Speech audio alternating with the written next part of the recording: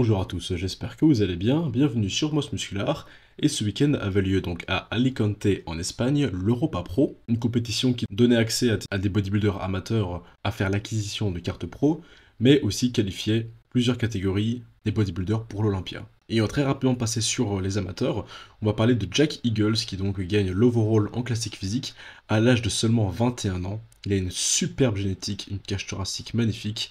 Il a encore 10 kilos à prendre pour passer professionnel, mais il est déjà pour moi l'avenir de la division. Il a déjà une shape incroyable à son jeune âge. Il arrivait déjà à gagner l'Europa Pro et passer professionnel à seulement 21 ans, c'est déjà une prouesse en soi. Alors bien sûr, il ne s'est pas très bien classé après quand il a concouru avec les pros parce qu'il avait très grande différence de masse et de maturité musculaire. On peut voir qu'il a déjà une très bonne structure et un bon bagage génétique de base pour le faire aller assez loin donc en classique. Hein, il a des pecs très longs, très larges. Pareil pour le dos, donc qui laisse place à beaucoup de progrès. Il peut mettre encore beaucoup de masse, que ce soit donc sur ses pectoraux, sur ses épaules, ses bras, son dos, enfin même ses jambes, enfin partout en fait. Hein. Si on le voit avec 10 kilos de plus, c'est clairement un autre bodybuilder.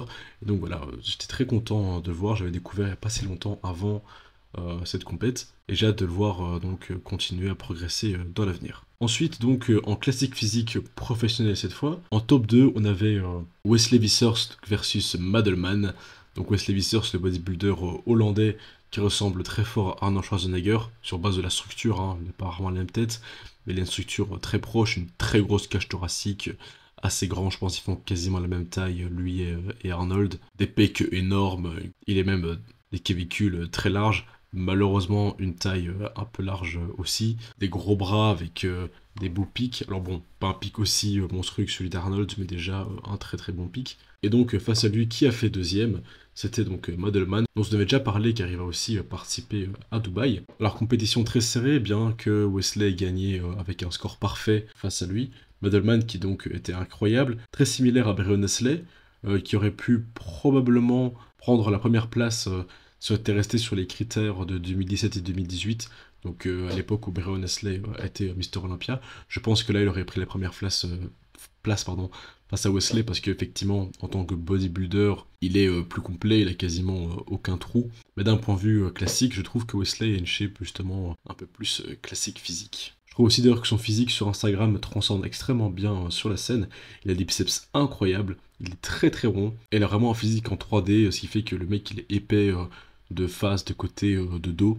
On m'en parle pas beaucoup sur lui, mais il a des cuisses aussi que je trouve splendides. Donc j'ai hâte de le voir prendre un petit peu sa revanche à Dubaï face à Wesley et voir un petit peu ce qu'il fera sur une scène un peu plus compétitive.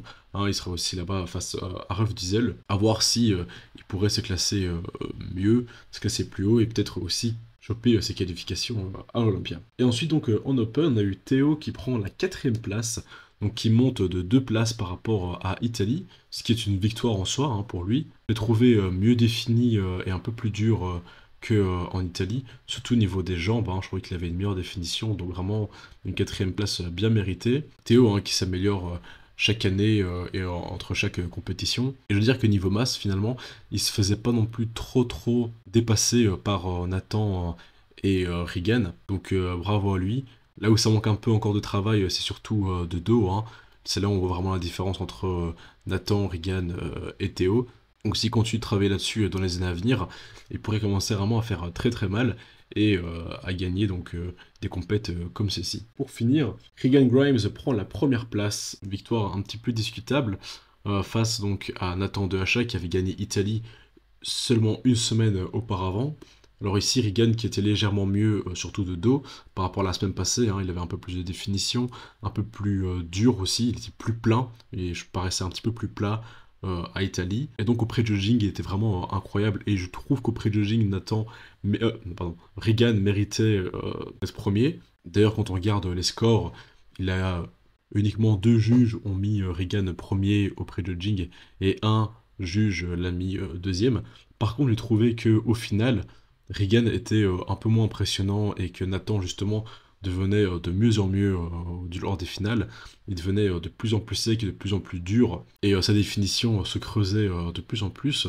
Alors c'est vrai que Nathan gagne quand même les poses de dos, mais je trouve que de face et de côté, elles sont plutôt pour Nathan, qui d'ailleurs lui a des meilleures cuisses. Il a aussi, je trouve, un peu amélioré sa taille entre cette compétition et celle du Milan la semaine passée. Et je sais pas trop comment il a fait, probablement sur son posing, où justement ses obliques débordaient un petit peu moins. Donc voilà, je trouve ça un petit peu décevant finalement que Nathan gagne pas cette 11e victoire à cette compétition, parce que pour moi c'était un peu gagné d'avance pour lui, et il a fait tout ce qu'il pouvait faire pour arriver donc à 100% et revenir aussi bien que la semaine d'avant. Maintenant j'ai un peu l'impression qu'ils ont fait gagner Regan aussi, parce que voilà, bon, Regan apporte beaucoup plus de visibilité à l'Olympia, et donc ça fait un peu plus vendre de le faire gagner.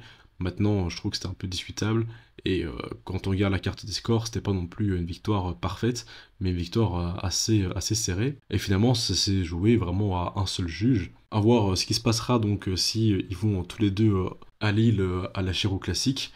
Est-ce qu'il y aura encore une revanche qui départagera ces deux bodybuilders et nous dirons donc qui est le meilleur entre Nathan et Regan. Mais comme vous l'avez compris, mon choix est déjà fait. Merci à vous d'avoir regardé cette vidéo jusqu'au bout. N'hésitez pas donc à me dire ce que vous pensez de cette compétition dans les commentaires. Est-ce que vous aussi vous trouvez que Regan ne méritait pas nécessairement la première place et que cette victoire était un peu serrée et peut-être même aussi un petit peu politique? Même si vous n'êtes pas d'accord, hein, soyez là pour exprimer votre avis. C'était Karim de Moi Musclar. À bientôt. Ciao.